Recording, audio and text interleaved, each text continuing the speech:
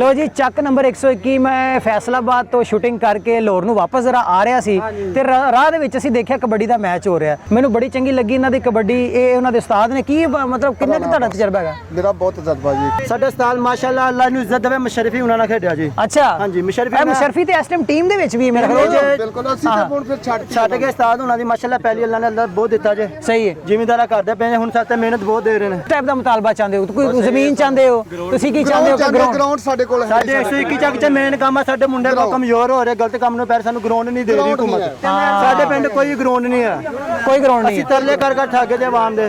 ਜਿਹੜਾ ਸਾਡੇ MP MN ਨੇ ਸਾਨੂੰ ਗਰਾਊਂਡ ਨਹੀਂ ਦੇ ਰਿਹਾ। ਯਾਨੀ ਤੁਹਾਡਾ ਮੁਤਾਲਬਾ ਹੈ ਕਿ ਤੁਹਾਨੂੰ ਜ਼ਮੀਨ ਦਿੱਤੀ ਜਾਏ, ਬਾਕੀ ਤੁਸੀਂ ਖੁਰਾਕਾਂ ਖਰੂਕਾਂ ਟ੍ਰੇਨਿੰਗ ਸਾਰੀ ਗੱਲ ਕਰ ਲੋਗੇ ਤੁਸੀਂ, ਉਹ ਕੋਈ ਮਸਲਾ ਨਹੀਂ।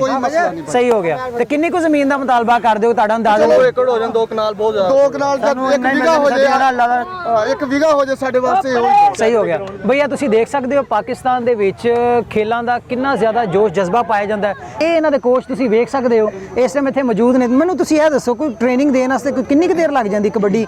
ਅਗਰ ਜੇ ਕੋਈ ਸ਼ੌਕ ਕਿਸੇ ਨੂੰ ਪੈਦਾ ਹੋ ਜਾਵੇ ਤੇ ਇੱਥੇ ਖੇਡਣਾ ਚਾਹਵੇ ਤੇ ਦੱਸੋ। ਗੱਲ ਇਹ ਹੈ ਕਿ ਸਾਰੀ ਜ਼ਿੰਦਗੀ ਲੰਘ ਜਾਂਦੀ ਹੈ। ਅੱਛਾ ਤੇ ਬੰਦੇ ਦੀ ਇਹ ਕਾਰਾਗਰੀ ਨਹੀਂ ਬਣਦੀ ਹੈ। ਕਾਰਾਗਰੀ ਨਹੀਂ ਬਣਦੀ। ਕਿੰਨੇ ਇਸ ਟਾਈਮ ਮੈਂਬਰ ਹੈਗੇ ਨੇ ਤੁਹਾਡੇ ਕਲੱਬ ਵਿੱਚ? 21-22 ਮੁੰਡੇ ਜੀ। ਅਗਰ ਨੁਮਾਇੰਦਗਾਨ ਜਿਹੜੇ ਕਬੱਡੀ ਦੇ ਫੈਡਰੇਸ਼ਨ ਤੋਂ ਮੁਤਲਕ ਹੈਗੇ ਨੇ, ਅਗਰ ਉਹਨਾਂ ਵਿੱਚੋਂ ਕੋਈ ਇਹ ਵੀਡੀਓ ਦੇਖਦਾ ਹੋਵੇ ਤੇ ਜ਼ਰੂਰ ਚੱਕ ਨੰਬਰ 121 ਇਹਨਾਂ ਦੀ ਆਵਾਜ਼ ਬਣੋ, ਇਹਨਾਂ ਦਾ ਸਾਥ ਬਣੋ ਤੇ ਇਹਨਾਂ ਨੂੰ ਜ਼ਮੀਨ ਲੈ ਕੇ ਦਿਓ ਜਿੱਥੇ ਇਹ ਲੋਕ ਆਪਣੇ ਹੀ ਖਰਚੇ ਉੱਤੇ, ਯਕੀਨ ਮੰਨੋ ਇਸ ਤਰ੍ਹਾਂ ਦੇ ਖਿਡਾਰੀ ਬਣਨ ਉੱਤੇ ਟਾਈਮ ਤੇ ਜਿਹੜਾ ਲੱਗਦਾ ਸੋ ਲੱਗਦਾ, ਲੇਕਿਨ ਪੈਸਾ ਵੱਖਰਾ ਲੱਗਦਾ।